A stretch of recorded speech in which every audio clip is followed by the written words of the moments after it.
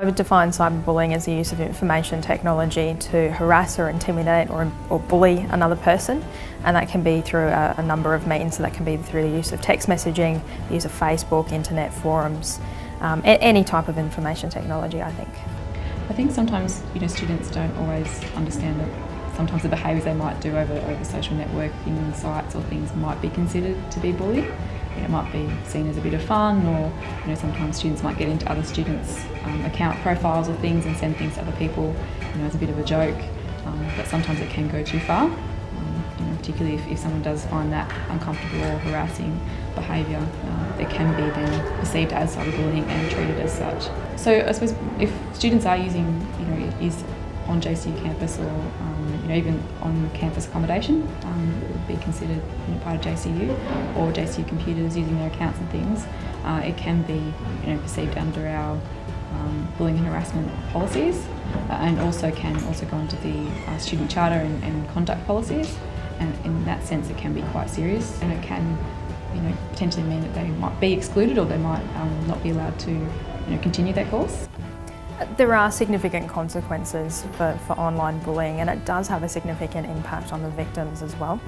And if you think that you're a bully yourself online, to be conscious of your own behaviour online, that it does have consequences, that it does have a digital footprint. You do have the ability to track it down later. Somebody could have shared it or saved it somewhere else. And it is going to have a significant impact. It may be academically, it may be professionally, in terms of your ability to get registration and whatnot. So being mindful.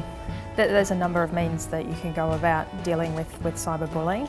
Some of them are informal, so even just telling a family member, a friend that you're being bullied online, or you think that maybe you're using bullying type behaviour.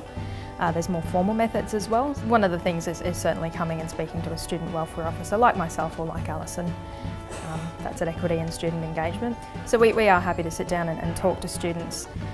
There are a number of informal means that they can go about dealing with the bullying, but there's also a formal process that they can go through as well if they want to. Speaking with maybe a discrimination advisor and looking at what more formal complaints management process there is to deal with the bullying as well. There's a student conflict support service that's available for any students at JCU, even if the other person isn't a student, and they can support with either doing potentially mediation or even just giving some advice around managing conflict. And getting the education if you need it, so coming in and seeing us, coming and seeing the welfare officers, or Prevent Cyberbullying JCU as well.